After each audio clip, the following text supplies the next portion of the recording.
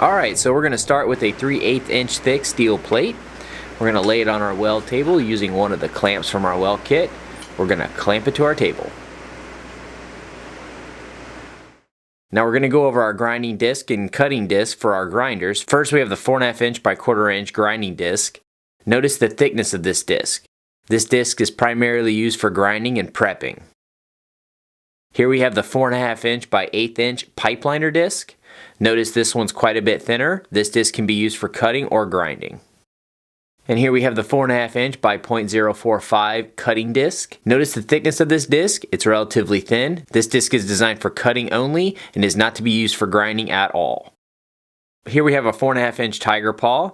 As you can see here, this is basically just a big sanding disc. We use this for final polishing of our coupons before we send them to the bender.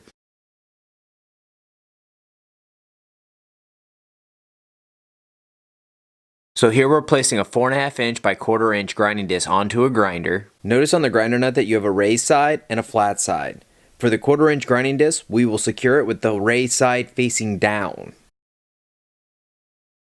For all other discs, we'll secure them with the raised side facing up. And on the back of the grinder, we'll use the locking button to lock the rotation of the grinder so we can secure the wheel tightly. Here's an example of a different style nut. This one's commonly used on a 6 inch grinder as being used here. Alright, so now that we're ready to grind, it's time to prep our metal. Now when prepping metal, our goal is to remove any and all surface contaminants to get down to that good, clean base metal. Now on carbon steel like we'll start out using, it has a coating on it referred to as mill scale. This mill scale coating must be completely removed to ensure a good, clean weld.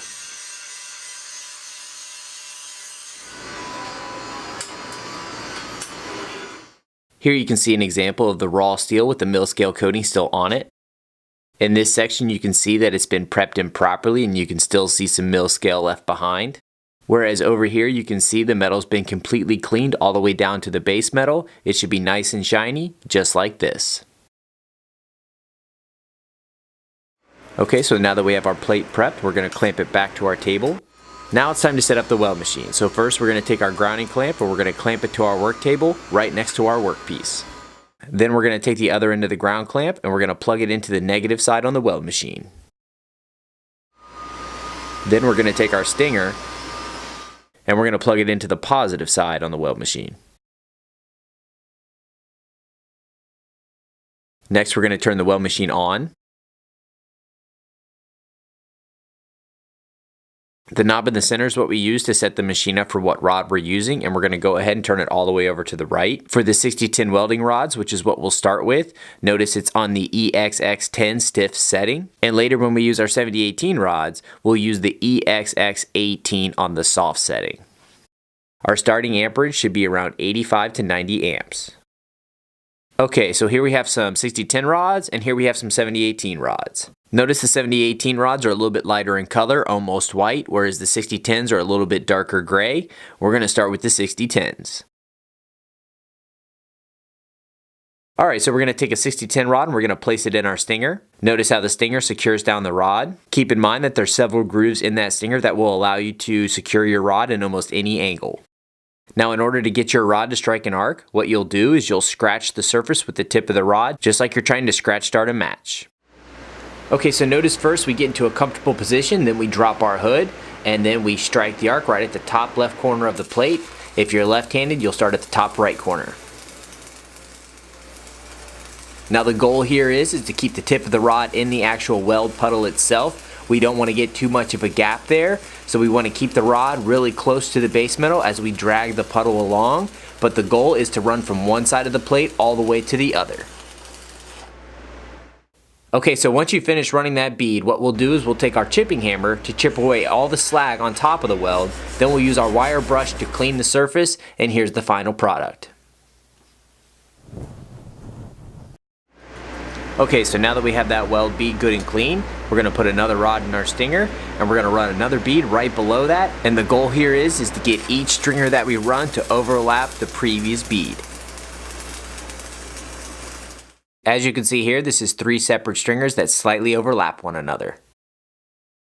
Okay, so after you've ran the 6010 rods and gotten pretty used to it, an instructor will come along and they'll move you on to the next welding rod, and that rod will be the 7018 rod. Now before we get started, we need to go over where we keep our 7018s located. The 7018 rod is a low hydrogen rod, and what that means is the flux around the metal core, it absorbs moisture very quickly, and it can make the rod burn improperly. So what we have to do with the 7018 rods is we have to keep them in an oven. We have 2 rod ovens here at Elite. One's located in the back warehouse, and the other is up front near the entrance to the teacher's office. Also keep in mind you shouldn't weld with rods that have been out of an oven for more than 4 hours. So if you have rods that have been sitting out all night, go ahead and put them in the oven and get fresh rods in the morning. When you're putting a new batch of rod in the ovens or you're swapping out old rods, please be mindful that we try to keep them organized in the ovens by size. One important thing to point out is to make sure that the latch locks every time you close the oven door. Don't forget to switch to the EXX18 soft setting before you get started, but basically we're going to take the same steps. We're going to go ahead and grab a rod, we're going to get in a comfortable position, and we're going to strike that arc. Now all rods strike and start in the exact same way, but they do tend to burn a little bit differently. You'll notice with the 7018 rod that it's a little less dramatic and it tends to burn a little bit cleaner. The one thing to be mindful of is how it sounds. When you get your arc gap a little too big with a 7018 rod, it'll make a distinct hissing sound, and when it's burning just right, it sounds like a steak being thrown on a hot grill.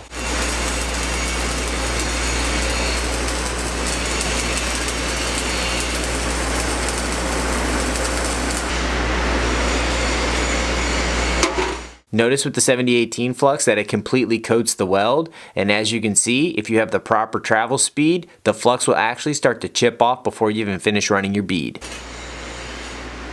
Once you finish the same process, you'll chip away all the slag and then you'll use the brush to brush the weld clean.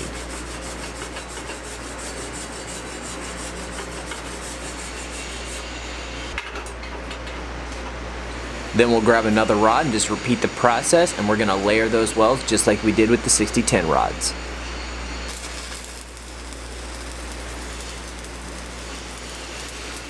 Alright, so before we go out and weld, I want you to take one last look at these welds.